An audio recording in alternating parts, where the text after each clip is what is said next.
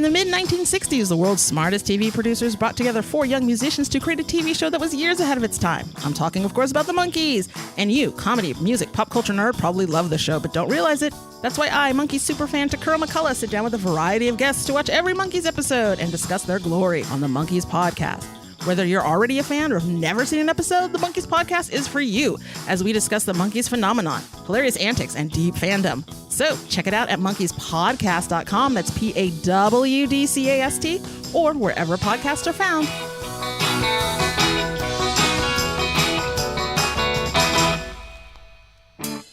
It's the greatest mystery in literary history. A divisive question with highly contested answers. Who was the writer behind the pen name William Shakespeare? Welcome to Don't Quill the Messenger.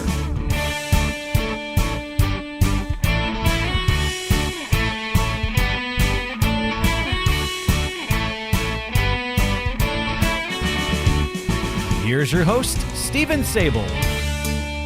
Today on Don't Quill the Messenger, I am excited and honored to invite our 2 special guests here into the studio with me. We have Julie Sandys Bianchi and her son Paul Bianchi. Some of you may know Paul from a show right here on this network, Mythunderstood. And we'll ask Paul to give us a good plug about that later on once we get into our discussion here. But today we're going to talk about Shakespeare and playing cards. Yes, that's right, playing cards. We're going to talk about some of the card games that were played in Elizabethan England and also some of the imagery about cards and card playing that we find in the Shakespearean canon and in the works of our author today. So let's welcome Julie and Paul to the show. Hello. Well, hi. I thought it was kind of funny that we're going to be talking about imagery. We're going to be talking, so we're going to be doing a lot of description here. But I was talking with some of my Oxfordian friends about the picture on the first folio, that very famous picture of Shakespeare with the bald head and the big collar. And we talk about that picture a lot on this podcast. Yes. We love that picture. Yeah, no, the picture is so enigmatic, So someone was saying, don't you think it kind of looks like a joker at a card deck? And I thought, yeah, kind of. It's so plain, the way it's etched. It's very plain. So I decided I'm going to find out when were jokers first used in card decks. And I also have to add here that it's equally fun to be the son of someone who's an Oxfordian because I've heard this story a few times, but I'm excited to hear it again. That's why I invited you, because I figured when I get stuck, you can kind of fill in and go, oh, yeah, you told me that before. I was, oh, yeah, that was the word I meant Very to say. good. So let's get this straight. What you're telling me is that your research into this realm of Shakespeare and playing cards began with the Joker, Shakespeare, on the cover of the folio, that Droschet engraving, right? Is that the one we're talking about? Yes, and it's and I will say that if you went to Droschet of the Belgium, that's the way they pronounce it. I don't really know how they pronounced it in England, but if you went there today, it's Droschet, which doesn't look like the way it's spelled either. It doesn't sound very good either. No, it sounds like, well, a lot of words don't sound. What'd you do today? I didn't do shit. I didn't do shit either. Yeah, that's why I had breakfast. That was about it. So, at any rate, because of that question, and I learned that it was the Joker was a 19th century addition to the card deck, but I also learned that when people wanted to have a card the way we use jokers today, as like a trump card, they used the Fool from the tarot deck. And I thought, my son Paul is very familiar with tarot. He learned about it in art school, and he uses it in his own art now. Like a lot of kids, I went to art school, I got involved in tarot. All the other kids were doing tarot, and I was like, Mom, I'm hooked on tarot. He told me he lived in the tarot capital of, no, that wasn't tarot, Baltimore. Yeah. Anyway. It was terror was the word. Yeah, that's true too. And so at art school, you learned about the tarot and, of course, the quintessential artistic piece, the Ouija board. Of course, yeah. Well, actually, it's really interesting. I took 3 classes with a wonderful professor, and by the time I had the 3rd class, she was like, "You again?" I was like, "Yeah."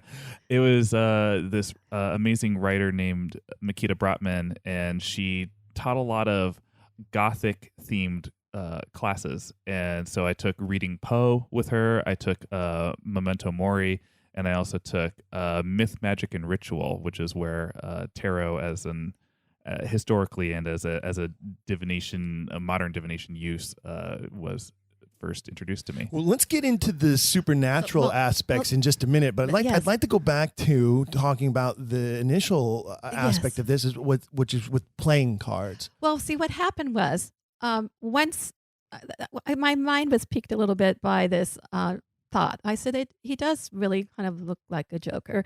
And I went back to there's a poem accompanying the introductory. There's the picture. You open the first folio, there's a picture, and next to it is this big poem, 10 lines by Johnson. And if you look through it, this figure that thou here seest put, it was for gentle Shakespeare, cut. Those are words we use in card play. And so I went through the poem, and I could see there was, draw, hit, face, book. Those are all words we use with card play. So I said, I'm going to check in the Oxford English Dictionary and see when these words were used for this purpose. And behold, they were used well before the first folio was made. And so I looked at the poem again, and I noticed that the word brass is in it twice. And it says, oh, that he could have drawn his wit as well in brass as he had hit. Well, that picture wasn't drawn in brass. It was drawn in copper. And I thought, And then he uses the word brass again. All that was ever in brass, spelled B-R-A-S-S-E. When writers put a word twice in a poem, particularly a short poem like this, it's sometimes kind of important. Sure. So I went back to the English dictionary, and I learned that brass, B-R-A-S-S-E, brasser, in French means to shuffle playing cards. And I went, oh! So I went back to my French dictionary, and I started translating the poem word by word. And there were all sorts of words in here in French that are card-playing terms. So you start with the word strife. Strife that's in there. It says, when the graver had a strife with nature. Well, strife is strife in French, and that was a debate between the king and his fool. The king would ask the fool a question, the fool would answer nonsensically, and then the king would get mad and answer again, and it would go and go and go. It was kind of a tennis match, and it was called an strife. And then the word used very well in King Lear, as a matter of fact, between Lear and his fool.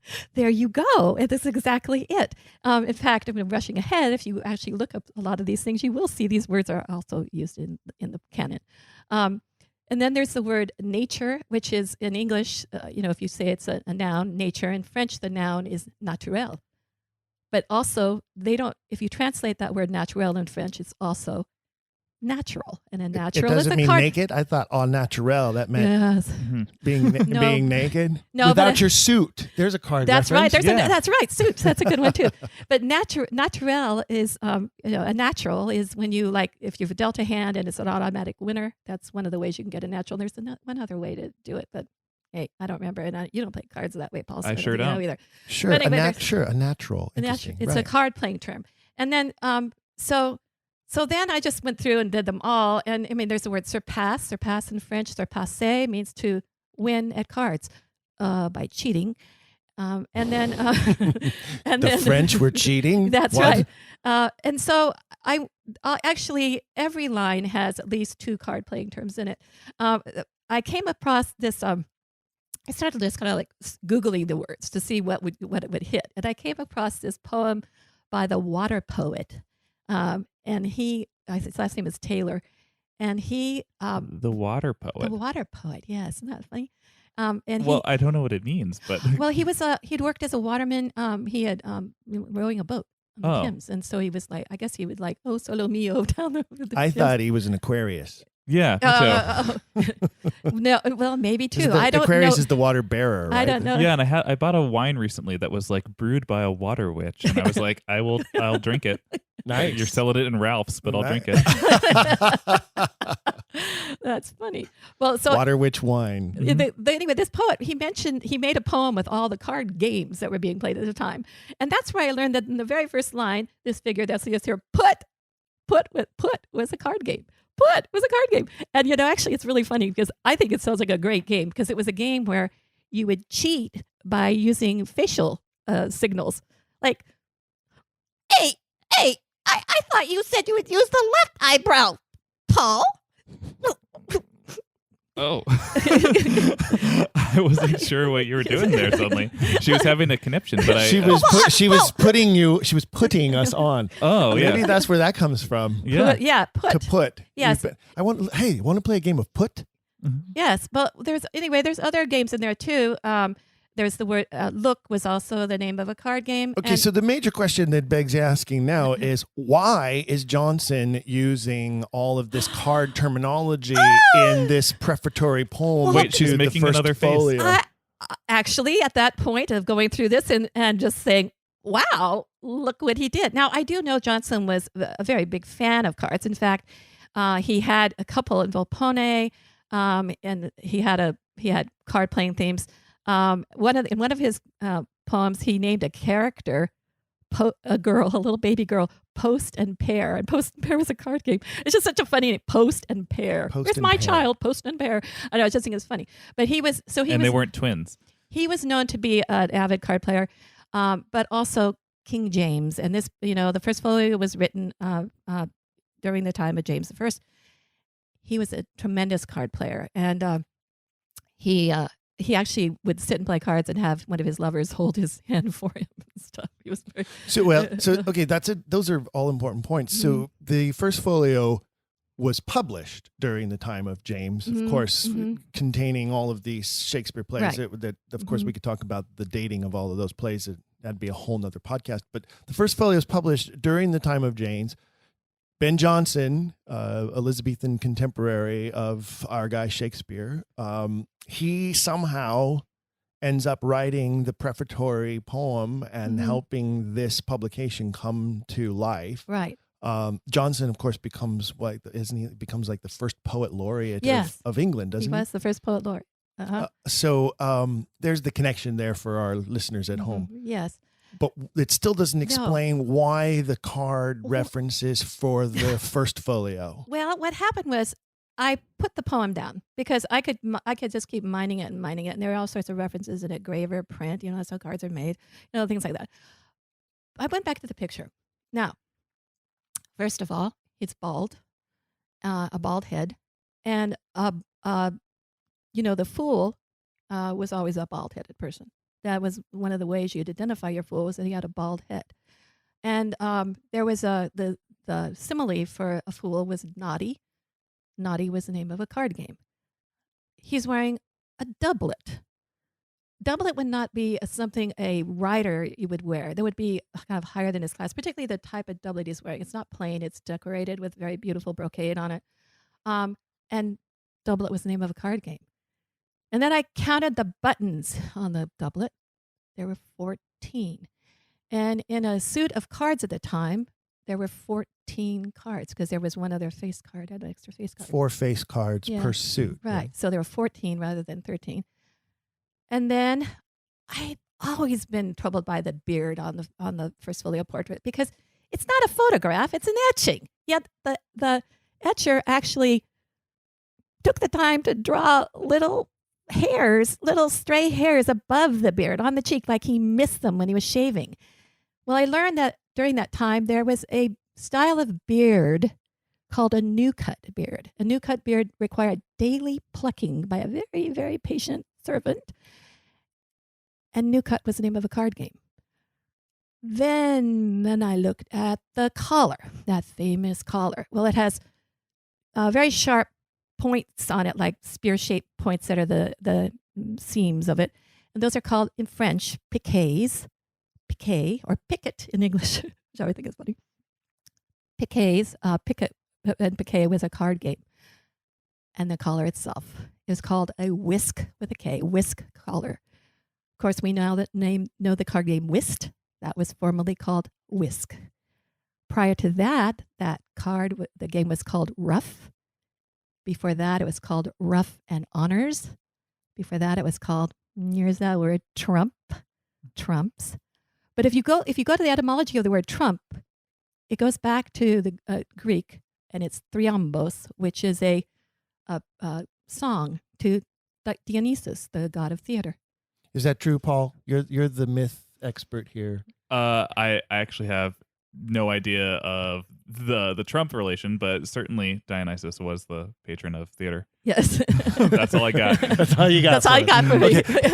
So that famous picture, and it's such a super famous picture, and it is the one that I think that we all have on some kind of something, whether it's a mug or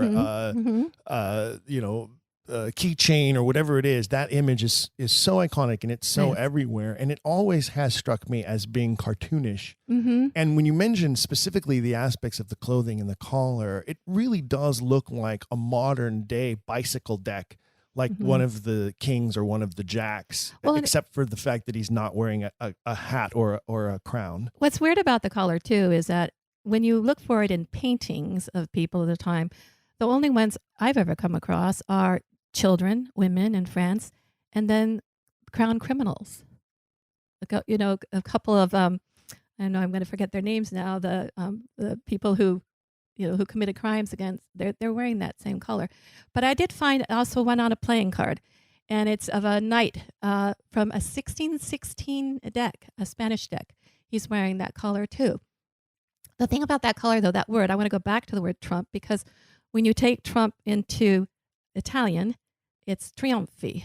And the very first, there's a card deck that was believed to come back, have been started in Italy, in around the earliest ones we found are from about 1490. They'd been found thrown in the well of the Ferrara castle, and they're the Carta da Trionfi, and the Carta da Trionfi are what we today call the tarot deck.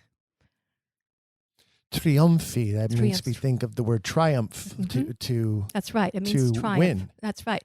Because triambos goes to triumphi, which goes to triumphs. And one thing about the first folio is if you look at the letters that are written supposedly by Hemmings and Condell, and also by the poem, the long poem that Ben Jonson writes, and it's in that too.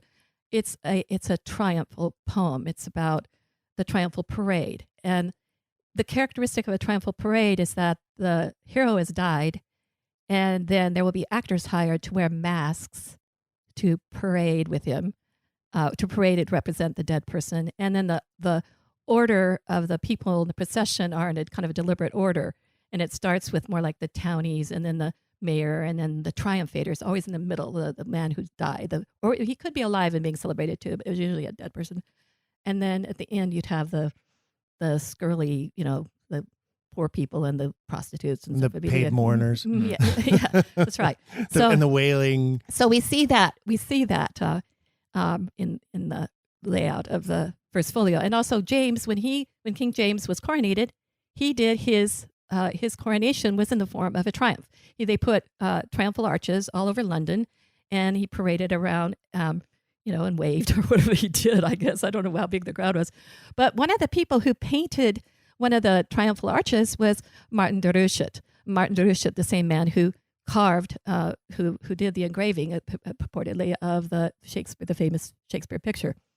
And the de Ruchets came from a family of Flemish. They were Flemish people who came to England, and all of them were involved in the arts or printing. And one of the things they would print would be those cards you might get, like if you went to church.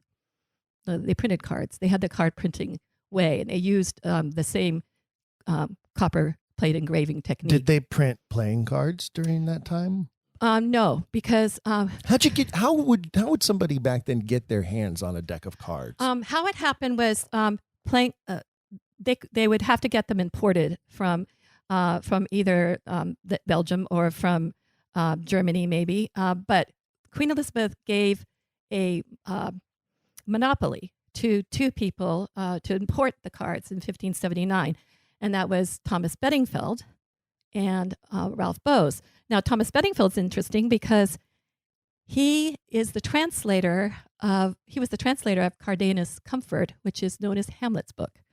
And Girolamo Cardano, who wrote the book in Italian, was invested in card playing and in how to use odds and gambling. That was his mathematical interest was in that, and also has So that's great. So that ties me to the next thing. So here we have Johnson making all these card references at the beginning of the folio, and we know that Johnson loved cards. We know that cards and card playing is popular, especially among the nobility, it would seem, because you had to be wealthy in order to get your hand on a deck of cards. Well, they were expensive. They were often hand painted, although they began being mass produced in Belgium, and so they could be printed in black and white and then hand colored with a sort of a stencil stamp. So they did become cheaper, but it was mainly that England didn't allow them to be imported, and there was the monopoly was, that only allowed them to be imported, not made there for quite some time.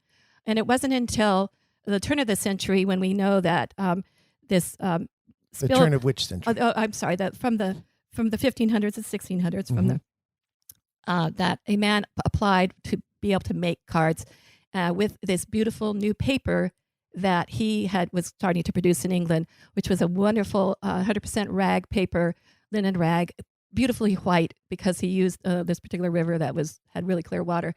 And that paper that he made is exactly the same type of paper that was used to print the first folio. So we have cardstock paper used to print the first folio, printed by a man from a family that used the playing card technique to print. And we have these card playing themes. Okay, but all of that is after the author is dead.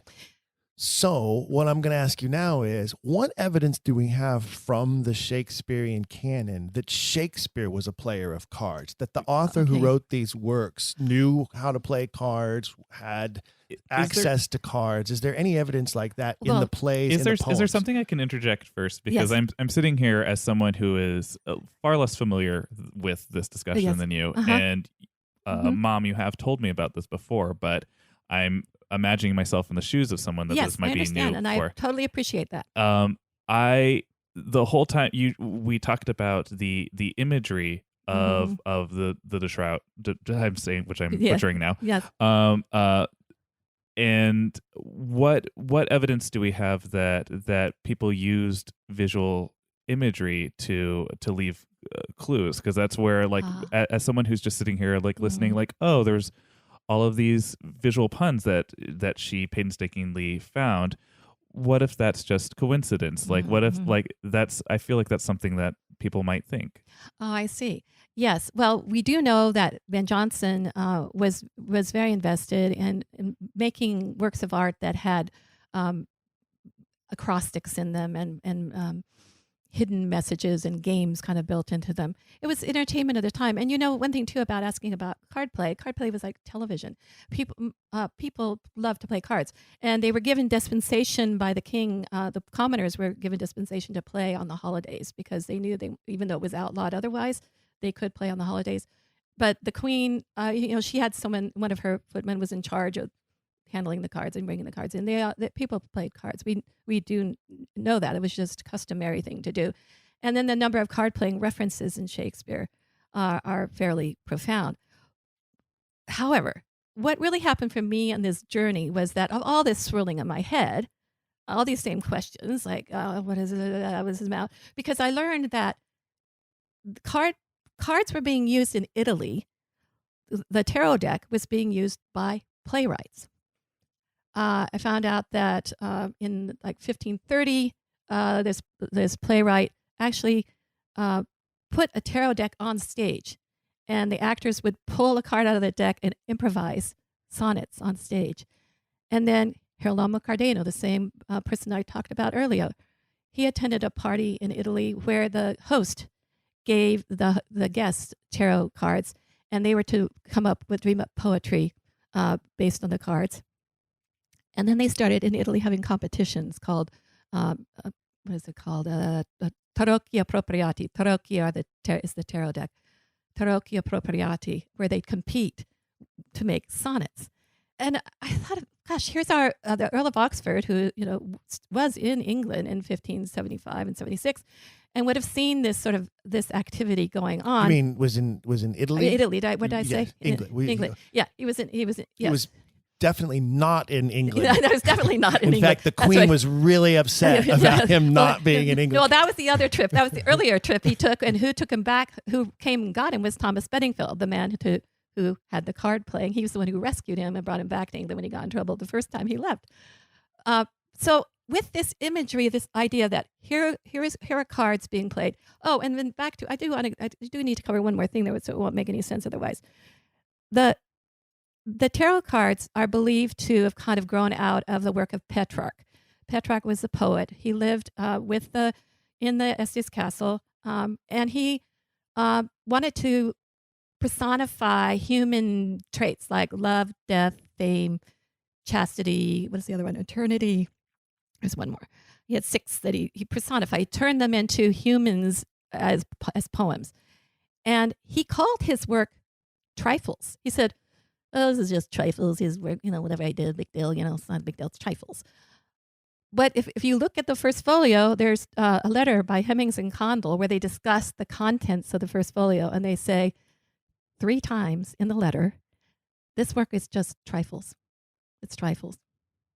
And the funny thing about the word trifles is that if you translate it into Italian, it is also a word in Italian the way it's not pronounced the same, but it's the same spelling.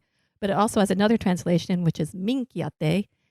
And minchiate is a card game played with tarot cards.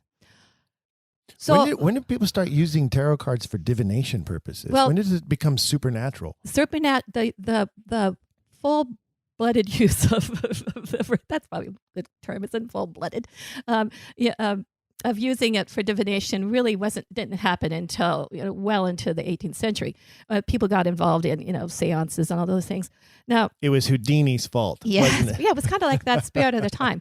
But the earliest use of tarot, of using a tarot deck for divination, was a book. Is a book that was found, and it's kind of a lot book.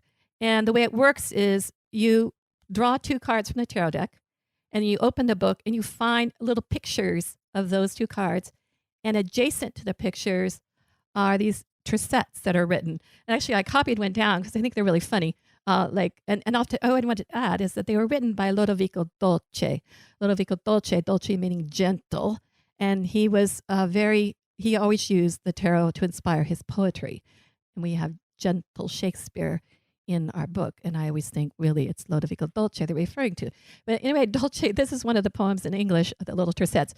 If you'd pull these cards, these 2, whatever the pair was, do not take an ugly and angry wife.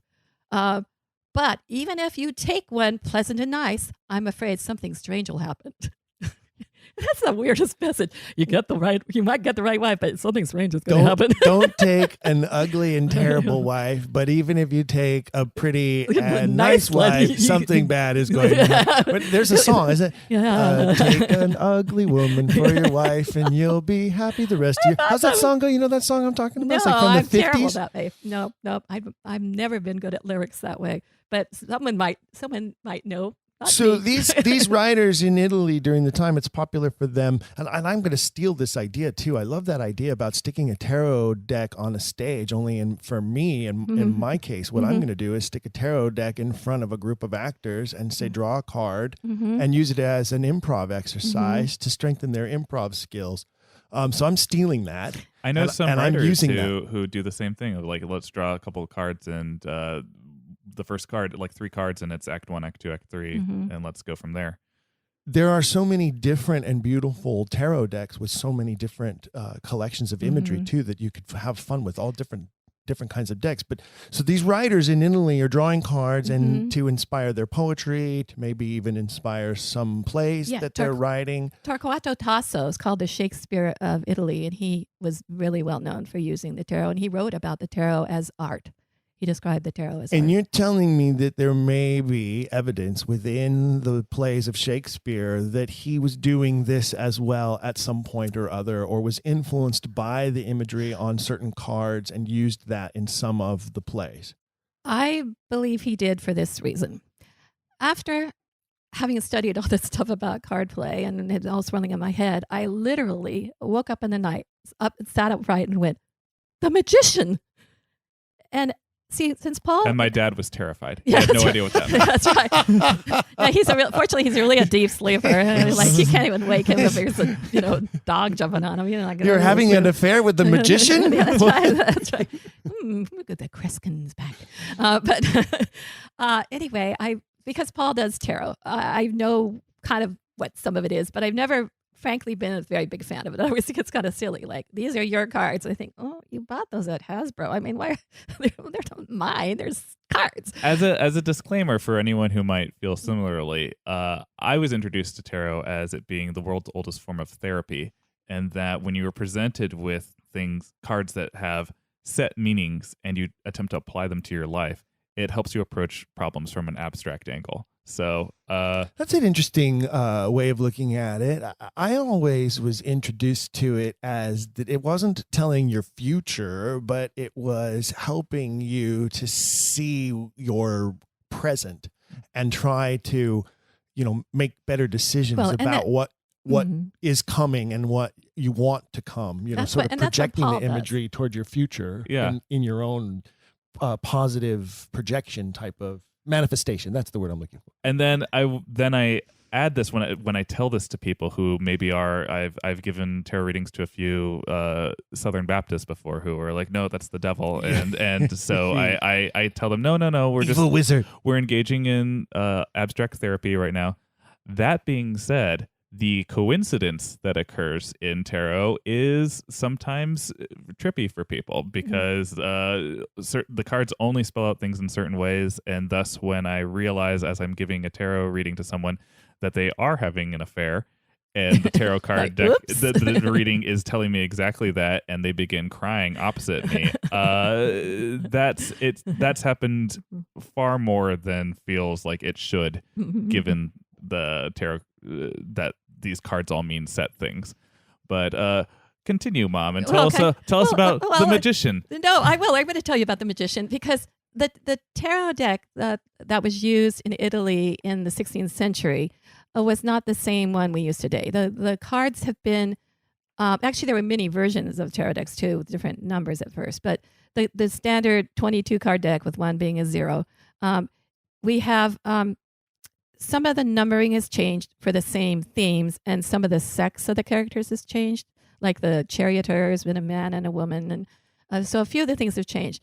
But there are records of the cards that were being used at the time the first folio was being made, because there are catalogs that were kept and pamphlets, and you're able to find exactly what card themes were available at the time, being used at the time, but they did change after the fact. I actually have a collection of playing cards, and in my collection of playing cards, I have a couple of decks that I purchased at a Renaissance fair that were German in origin, and that were supposed to have been recreated from a deck that is actually in a museum there in Germany from the time period of the 1500s. Right, and that's true. They have the Germans had their own like medallions and all that stuff. Acorns, I want to say. Yeah, that's right. They had acorns. Is one of the suits. Yeah, I know. It's funny, and there's some sort of flower, I think. But at any rate, so that we always talk about in the first folio. The big question always is, why is the Tempest listed first? It's in a comedy. It's not really a comedy. Why? Everyone else wonders about it. It's not really even the correct order almost for it to be in if you're trying to order them in the time of writing. There's no order here. The magician. We have a character in the Tempest, Prospero, who's in control of water, earth, air, and fire. And that's precisely what the magician, the current card called the magician, which was called the mountebank or the bagatelle, that was the character of the very first card in the tarot deck, number one. And I woke up and I said, what about the rest of the place? I don't really know the card deck. I don't have it memorized. I go downstairs and get my copy and look, and I find that the second card in the deck at the time was the Papessa, the female pope. And it was named after John VIII, that some people thought was really a woman dressed as a man. Well, we have in two Gentlemen of Verona, well, that is number 2, but Two Gentlemen of Verona, a woman who dresses as a man. Okay, and then we have Mary Wives of Windsor, and Mary Wives of Windsor, it's the Empress, card number 3 is the Empress. She's wearing a crown of fire on her head. Looks like a bunch of candles forming a crown. Well, if you look at the stage directions for Merry Wives of Windsor, Mistress Quickly comes on stage wearing a crown of fire on her heads in order to try to change the seasons. And the Empress is imbued with that. The card is imbued with the quality of controlling the seasons. My aunt lost her hair playing that part. Well, not all of it, but it did burn. She was wearing that candle. Now they just sort of have them carry the candles. But so I went through the. Or you cut that line and say, I don't want a burning actress on my stage. So I went through the whole. Now there's 36 plays in the first folio, and actually when it came out, there were 36 plays named, but. No, how did that work? There were 36 plays named, but one of them was missing, the Troilus and Cressida. And to me, that was one of the funny ones because that coincides with the devil card in terms of number. And the devil is the card in all the collections that they have, because some libraries have big tarot card collections. That card is uncharacteristically missing. Like people would get it and go, throw it away. So a lot of the decks are missing the devil card. So I kind of think it was sort of a deliberate subtraction on Johnson's part. Now, the plays, when we think about it, I don't know where to start here. 36 plays, but that's too many for the deck. And one thing I did first right off the top is say we have 10 history plays that are based on real people. So I just took those away. And also there's sort of a beauty to it because in the card game Piquet, you deliberately get rid of all your face cards. And when you do that, you get 10 points. And it's called a carte blanche. So I think that's kind of what he was trying to do in the gameplay that Johnson was doing. Johnson was creating this puzzle, and he went take away the 10 kings. 10, yeah, that's right. And you lose, and you get your 10 points. You have 26 plays remaining. You have a clean slate there, a carte blanche, And then the other one I discovered was because I still had too many cards. I realized that the moon card was played 3 times, and the plays are in the order of the new moon, full moon, and the waning moon, where we have Timon of Athens, who's there in the first time, just dreading the arrival of that gold-stealing moon is going to come and steal his moon, and he goes and hides in a cave to get rid of it. And then we have Julius Caesar, Ides of March. That's the full moon. I was born on the Ides of March, and so is our sound engineer, Jake. We have weird birthday twins. I knew there was a reason they said beware the Ides of March. That's right. And then the dark moon, Hecate. And then she's also the name of the 3-headed triple goddess. Can confirm. Yes, you can confirm that. Yeah. Now, okay, so, and this leads me to the very, very important question. Is it Hecate, Hecate, or Hecate? I go with Hecate. I just follow, one of the first Greek goddess names I learned was Aphrodite, and I feel like if you just follow the flow of Aphrodite, Andromache, Hecate, like it'll do you well. Interesting. I like that. I'm getting ready to embark on a production of the Trojan Women. Andromache is a very important character in that show. So. My very good friend and co-host of Mythunderstood was in Trojan Women in middle school, and she says that's what everyone just wants to see is a bunch of middle school talented actresses sobbing for an hour. But Mom, I wanted to jump on with Troilus and Cressida because being familiar with the tarot deck in its divinatory definition, I always associate the devil with manipulation. Mm-hmm. And we covered Troilus and Cressida in Mythunderstood as well. And one thing I was struck in the story is how Troilus and Cressida are manipulated so much by, and I forget at this point, but it's there. I think it's Troilus. Pandarus, yes, and he's called the devil, right? And he is pandering, right, to their worser natures. Yeah, and the card is typically this devil with a man and a woman, youthful man and woman, connected to them by chains around their necks. Yeah. Oh, it's so good. And I always learned that card represented addiction of some sort, and that the devil in the card was representative of whatever it is that you have chained yourself to through your own choices, such as if you're have problems with drug use, or you have problems with love, or you have problems with food, or whatever your personal addiction is, when that card comes up in the wrong place, or in some cases the right place, to send you a message saying, you probably ought to rethink some of your personal choices. That's how I always learned it. And given that I tell people all the time, there's no bad card in the deck except for one. And to me, that card is the Tower.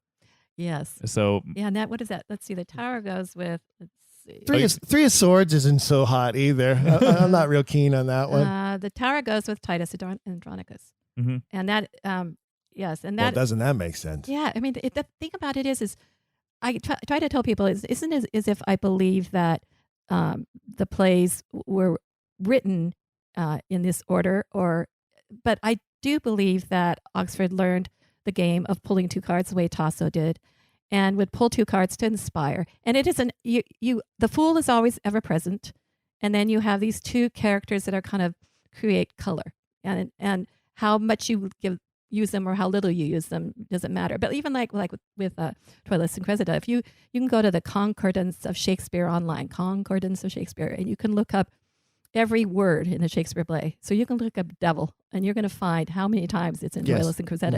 It's Cressida. It's really kind of amazing.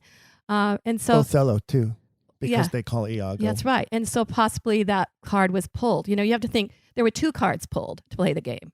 So there's going to be a color card in there too. Otherwise, I mean, if you only stuck with one, and we wouldn't have that many plots. You get more plots this way. And I think that's what makes it interesting. And your argument then is that Jonson, because maybe he didn't have any other way of organizing the plays, maybe as the manuscripts came to them in whatever form, God don't we wish we knew, but whenever form the manuscripts came to the men who put this folio together, they couldn't have been in any type of particular order, or maybe they were in no order at all, and they had to figure out a way of ordering them. And Jonson said, well, let's order them like a deck of cards. Well, also because we have the fact that the king was king liked cards so much, and because you could put these messages in here by like the last one with he had Cymbeline at the end, which would be the Fool, and he's telling him the plays, the last two plays that are in there, the plays that were done for Queen Elizabeth when she was contemplating marriages that people didn't really think were that advantageous. And that's what was happening at this time when the first folio was being produced. The king was contemplating having his son marry the Infanta of Spain, and everyone was going quite crazy that they were going to once again see heads chopped off as they once again changed religions after they had done it so many times in the past century. So I think there's some sort of message built into it too.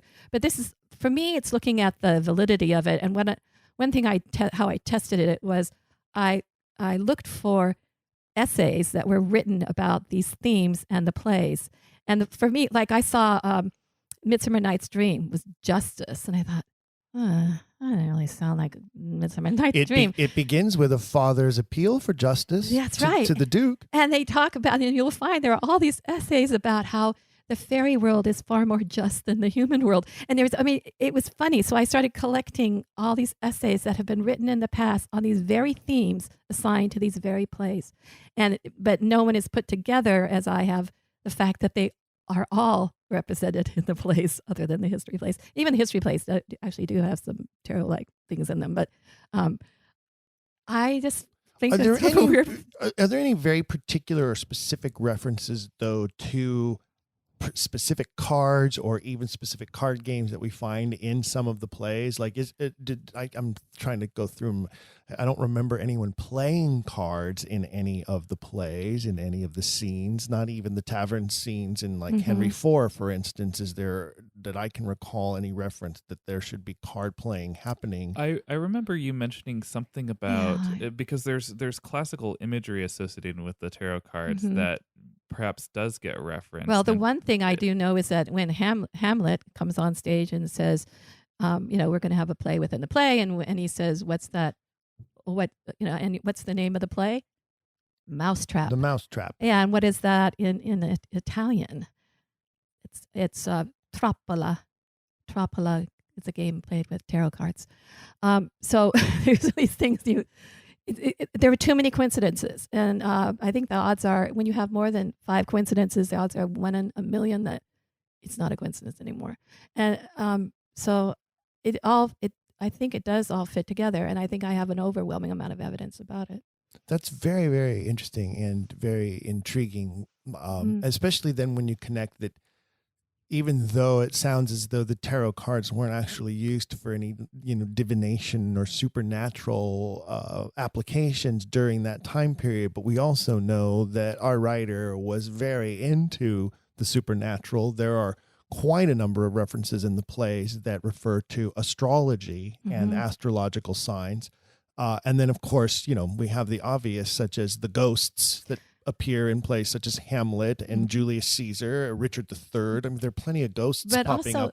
But some of you have to remember, too, the context of the time is that astrology, for instance, it wasn't considered demonic. It was a way of finding God. Numerology, it was about identifying God, the perfection of numbers.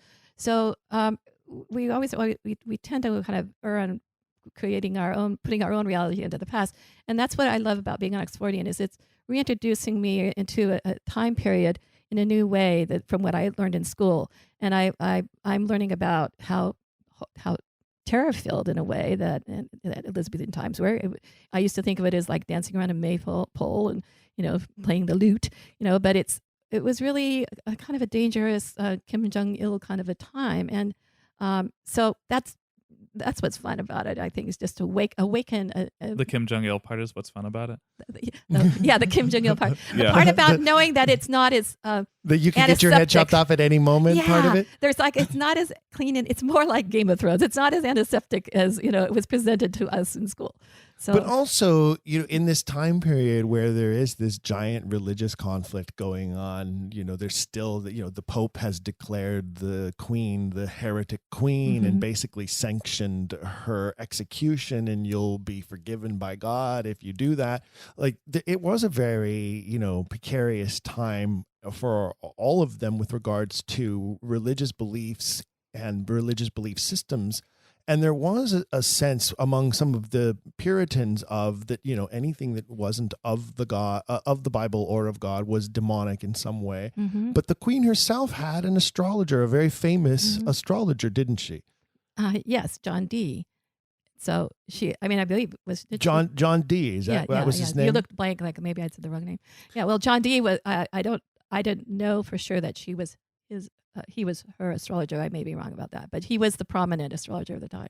And there are a lot of people who believe that Prospero may have in some part been based on John Dee as a character. And he was, he came to England and people, hung around with him who were in the court. And so he was definitely a character that people could. He certainly would be the magician of his time, I would think, based on what I've learned about him and his delving into things such as metallurgy and astrology. And he was one of those, what do we call it? He might have been an apothecary of sorts, even, right? Yeah. Definitely making potions. And they were all trying to convert lead to gold, right? What's the name of that? Alchemy? Alchemy. Yes, that's right. He was an alchemist. Right. Uh-huh.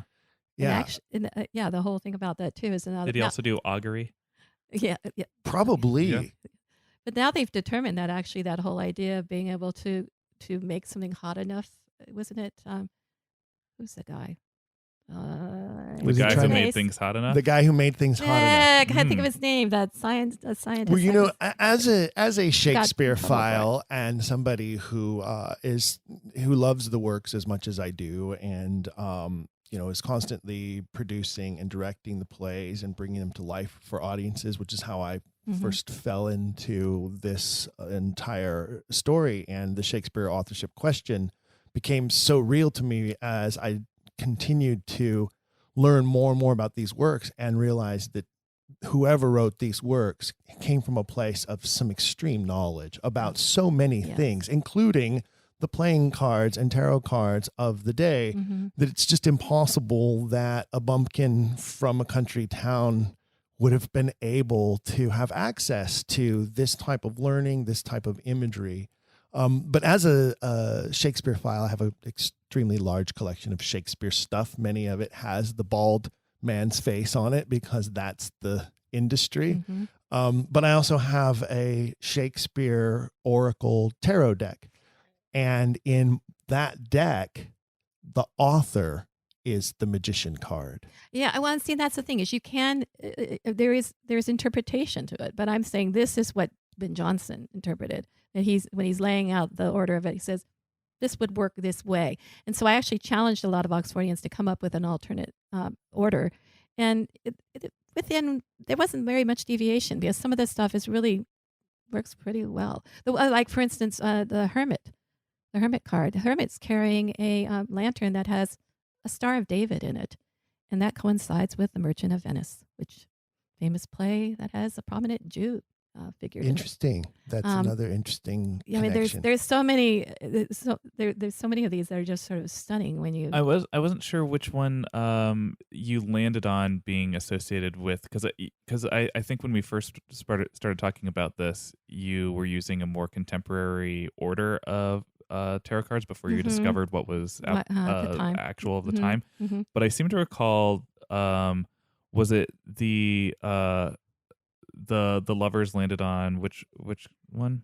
The Lovers. Oh, yeah, that's right. The Lovers landed Much Ado on About Nothing? Much Ado, I think. They landed on the. I was just about to ask you. That's one of my favorite plays. I was about to ask you, which card is that play? Yeah, and that's what it's one of those things. Yeah, so the divination of the Lovers landing on that makes much more sense than I think was it Romeo and Juliet as the star? Yeah, because the star is so prominent. The star tends to there's a naiveness in the divinatory reading of the star that I think is more suited for Romeo and Juliet than for a real love that exists in Much Ado About Nothing. I always say that. I laugh about Romeo and Juliet because they talk about Romeo and Juliet being these two profoundly connected lovers and this historical couple, and I always say they had like 32 hours together, I think, is about all they spent, and then they're dead. That's about let's kill ourselves already. 32 hours is a lifelong romance. Then okay, very good. I've had several then. Well, you asked about this, so this idea back to studying this picture and wondering, is it a playing card? And there were a couple of things that I took into account.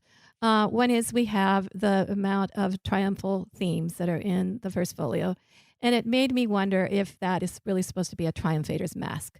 That is because there is some sort of mask-like quality to the drawing. It has a dark edge around the chin, as if it could be pulled off, and I'm thinking perhaps it's really a mask, and that you're supposed to remove that mask, and there's going to be a hired actor underneath. But then there's the other image, is that there was this painter, a limner called Nicholas Hilliard, who is famous for his beautiful little miniatures, which he painted on the backside of playing cards. He used the playing cards because the paper, of course, was so wonderful. But there's, fame, all the who was who, the who's who were done in these, like Elizabeth and Earl of Oxford. And so with Hilliard, it's so interesting because Hilliard is an artist most oftenly compared to Petrarch, the person who we assign the beginning of the tarot deck with. That there's something about the themes in his paintings and his style that are very Petrarchian. So maybe it's not a mask, it's one side of a card, and the reader is being asked to flip the card over and look at the other side. Absolutely. I've thought of that too. And I think, that we have this duality that's going on, and there is a lot of duality in Shakespeare imagery. Well, and there you go, and that's one of the things that we learn here in this podcast series is that the writer Shakespeare was so versed in so many things and in so many areas, and each of our episodes we like to explore a different aspect of his knowledge and a different aspect of what inspired these magnificent works. And one of the keys that we always stress with each episode as well is that we're here to ask questions. Right. And what you're saying is that Jonson's poem and the imagery and the photo, the engraving picture that goes with it, are all asking the reader, flip the card over, ask questions. Yes. Don't be immediately willing to accept everything at face value. There's a card reference. That's a great for card you. term too. Yes. Don't take everything at face value. There may be 10 points here just for getting rid of all of the face cards to begin with. Right. Interesting. Well, I want to add that because of the time limitation here, I do have a blog, Shakespeare Plays Cards, WordPress, and you can read more of the details if you'd like to and see some of the pictures that accompany it. Awesome, because as you mentioned at the beginning of the program, we're talking a lot about imagery and visuals here on an auditory medium. So if you'd like to go see some of the cards and the pictures that Julie's talking about, and I'm assuming that you have images there of some of the cards from that time period, right. not our current. Help me out, Paul. Rider Waite. Yeah, Rider Waite. Yeah. Rider Waite is the classic famous deck that we're all familiar with when we think tarot card. And it's basically the same. There's just really a few inversions. The Lover's card is exactly the same. Is it? Time. And the mount. It's just called the Magician, but it still looks the same. And the Fool, is the Fool still the Fool? Yeah, the Fool always has a dog. Yeah. Mm-hmm. In my own readings, I do use I've been recently using the Luigi Scapini deck, which is beautiful, and it's these ancient medieval paintings that were some of them are original and some of them were restored by Luigi Scapini, so those are really interesting too. That sounds like that's one of the things I have in every tarot deck I've seen. That the imagery, the pictures, regardless of the theme of what the deck is, there's always beautiful pictures, beautiful imagery. They're always works of art. So when you said earlier that that's where you kind of got introduced to them was in art class, it totally makes sense to me because many decks you could lay out in a frame and then put them on the wall and turn them into a beautiful collage of fabulous art. So I own a couple of decks because I have a playing card collection. And that also, at the nobles were so enamored with the tarot that they would decorate their homes with the tarot themes. The Louvre had in the bedrooms, the private chambers, there were tarot designs on the wall. And I just had the privilege of going to the Palazzo Te in Italy, and that has you can't help but see the tarot themes that are embedded in a lot of these frescoes that are on the walls and in the ceilings of this old castle, this old palace.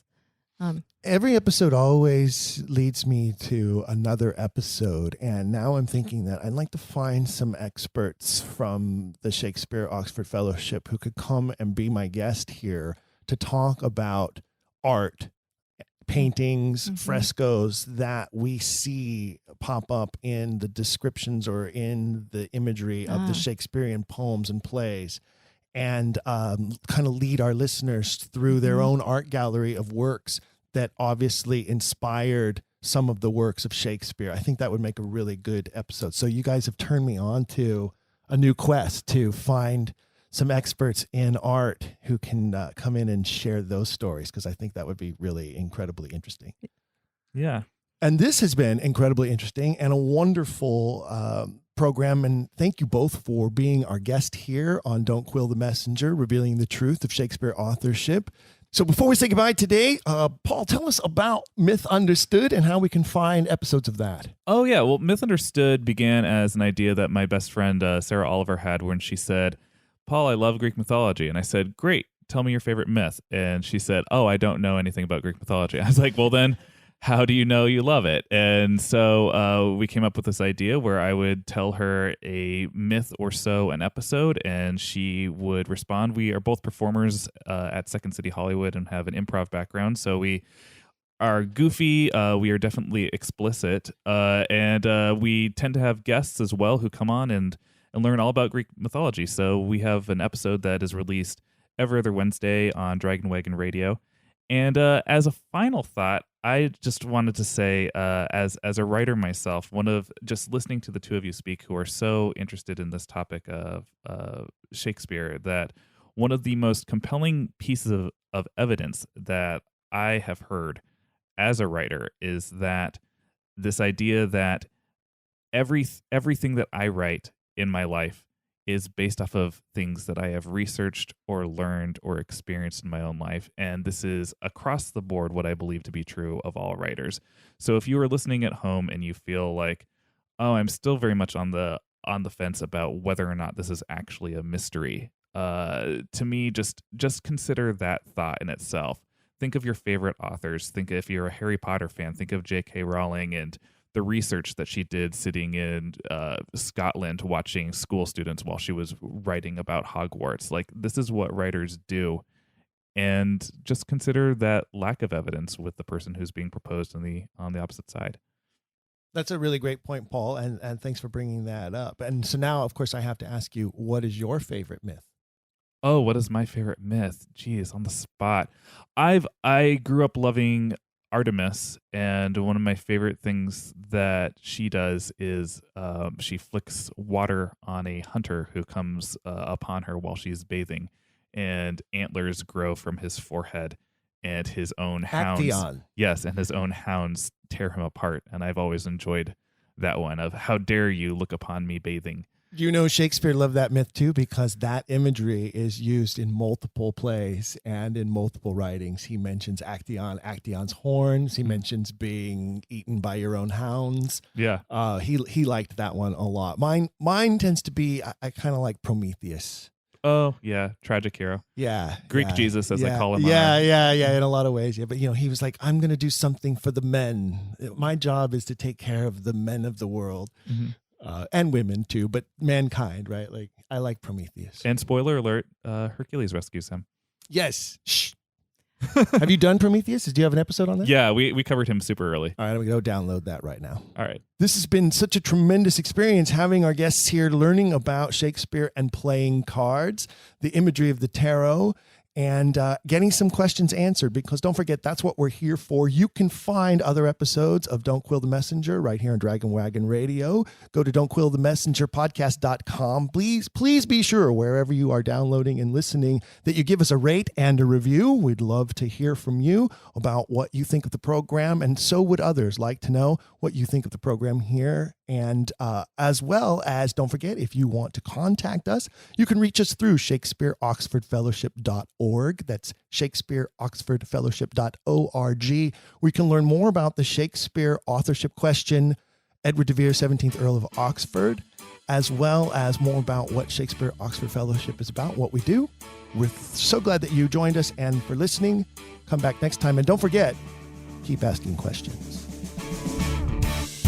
If you've enjoyed today's episode, please leave a rating and review in your podcast player. For even more, visit our website, don'tquillthepodcast.com. There you can find official merchandise in our shop, as well as a link to our Patreon. This show is made possible by people like you. We hope you'll consider showing your support by becoming a monthly patron, where you'll receive bonus material and tons of exclusive perks. You can also join in the conversation on our Discord and by following us at Don't Quill the Pod on all social media. All of this can be found at don'tquillthepodcast.com, don'tquillthepodcast.com.